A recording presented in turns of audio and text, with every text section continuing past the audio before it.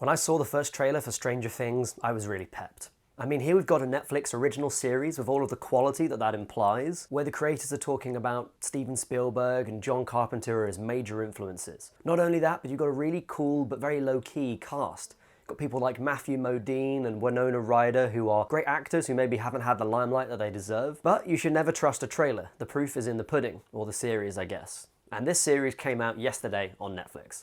Episode 1 is a great season opener. It starts off with a scientist running away from something scary in a secret lab, and the mystery only grows from there. We have the disappearance of a little boy, something scary lurking in the woods, and an odd girl with strange powers. This episode also introduces us to the main adult characters. You've got Winona Ryder playing Joyce, who is the mother of Will, who's the missing kid, and you've got Hooper, who is the sheriff who's tasked with finding him. But the real stars of this are the kid leads. They're unknowns, so you probably haven't seen them in much before, but their performances are fantastic, and this is where the show really takes on that Spielbergian vibe. I don't want to spoil anything for you because I'm only about halfway through the series myself, and it looks like there's a real growing mystery already, so I want to leave you to discover that.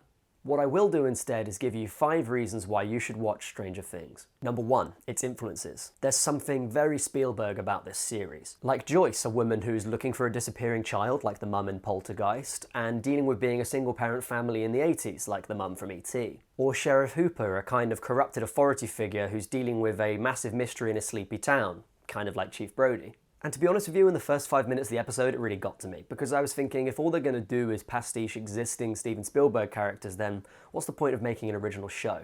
Doesn't this just tie into that endless nostalgia we're having recently? But as the series grows, and especially from the second episode onwards, you can really start to see how the characters develop away from that Spielbergian mold.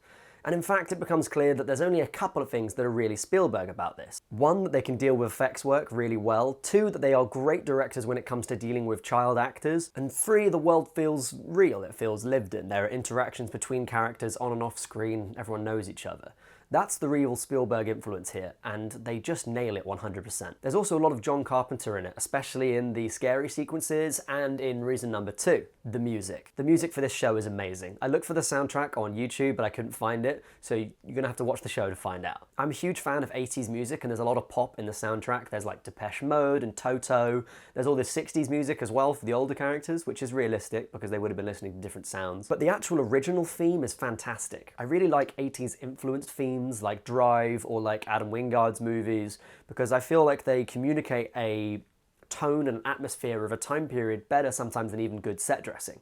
I mean, let's face it, all you have to do is look throughout history and realise how prominent flannel shirts and wood panelling have been in the middle of America to understand that sometimes set dressing isn't going to sell your time period correctly. The main theme is really reminiscent of the Halloween theme, for instance. It feels like it has that strong John Carpenter synth driving vibe throughout it. Definitely worth a watch, even if just for that. How about I give you another reason to watch it? Go on, okay, I will. The performances. I spoke a bit about the adult actors, and they're really good. But most of all, it's the kids who really nail this. The trio of boys, who are kind of led by the protagonist, are absolutely amazing and really well balanced. There's one kid who has the most stunning comic delivery. He's like the comic relief of it. There's this kind of skeptical kid as well, and he's got some of that straight man lines, which is great. And the main guy in the middle has an energy which, again, to like bring a Spielberg comparison, is kind of like the kid from E.T. Like, he's really got that doe-eyed kind of innocence that's perfect for something as kind of like scary, I guess, as this. But the real standout star is the girl who plays Eleven. Eleven is this strange little girl who comes out of the woods and has these odd powers. She has a bit of a tough role to play because she has very little to do on screen in some sense.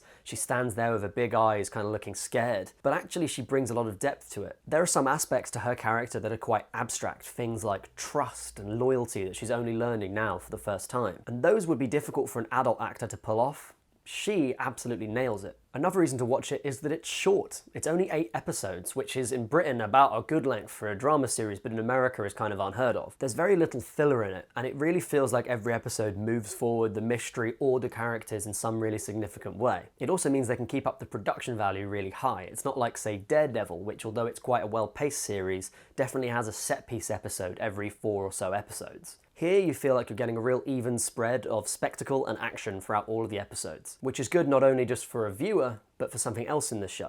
The mystery. Right from the start of the show, they make it very clear something is going on in this town that shouldn't have been happening. There's a secret lab hidden in an innocuous-looking Department of Energy building. There's something so terrifying that a scientist legs it away from it. Whatever it is that stalks Will, whatever was in that laboratory, is also linked to this little girl. I don't want to spoil it too much, like I said, but as the series grows, you can see that it's definitely not just a monster in the woods story. And quite often with an American show, I wouldn't be so happy about recommending something just because it showed promise for a mystery. But the good thing is about the guys who made this show, it's their first show they're running, but they did write and direct a lot of Wayward Pines, which is a bit of a sleeper hit last year. One of the good things about Wayward Pines is that it did have a central mystery that actually solved, and managed to solve in an interesting way that then gave more mysteries up, and they did that within their first series. So I think that this is really going to have that kind of payoff, and it's pretty much worth investing in. So there you have it. A short, high production value series that harkens back to some of the best parts of 80s filmmaking in a way that isn't just part of nostalgia. And it's held up by some stunning performances both from the adults and from an unknown young cast. Stranger Things, currently on Netflix in its entirety, 8 episodes. Go and give it a watch, let me know what you think in the comments below. Have a good one, see you later.